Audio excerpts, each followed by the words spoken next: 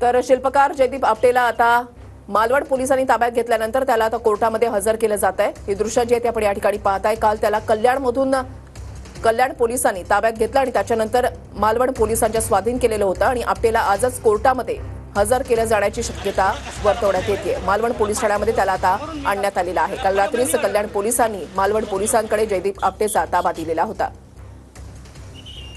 राजकोट किल्ल्यावर छत्रपती शिवाजी महाराज यांचा पुतळा हा शिल्पकार जयदीप आपटेने बनवलेला होता आणि पुतळा कोसळल्यानंतर तो फरार झालेला होता। त्याच्या शोधासाठी 7 पथकं ही तयार करण्यात आलेली होती आणि राज्याच्या कानाकोपऱ्यामध्ये ही पथकं जी आहे ती पाठवण्यात आलेली होती आणि जयदीप आपटेचं या ठिकाणी आणलेलं पाहायला मिळते आहे। मोठा पोलीस बंदोबस्त या ठिकाणी पूर्ण लावलेला पाहायला मिळतो आहे आणि तोंडावरती काळा बुरखा घालून या ठिकाणी जयदीप आपटेला या ठिकाणी आणलेलं पाहायला मिळत आहे। याच गाडीतून जयदीप आपटेला मुंबईवरून या ठिकाणी आणलेलं आहे।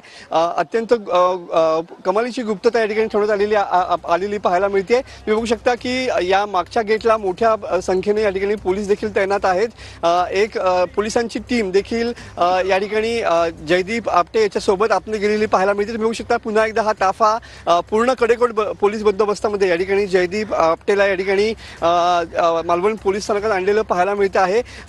या ठिकाणी ही एलसीबीची टीम आहे। तुम्ही बघू शकता की एलसीबीचे पीआय जे आहेत ते कदाचित या गाडीमध्ये बसलेले पाहायला नाही।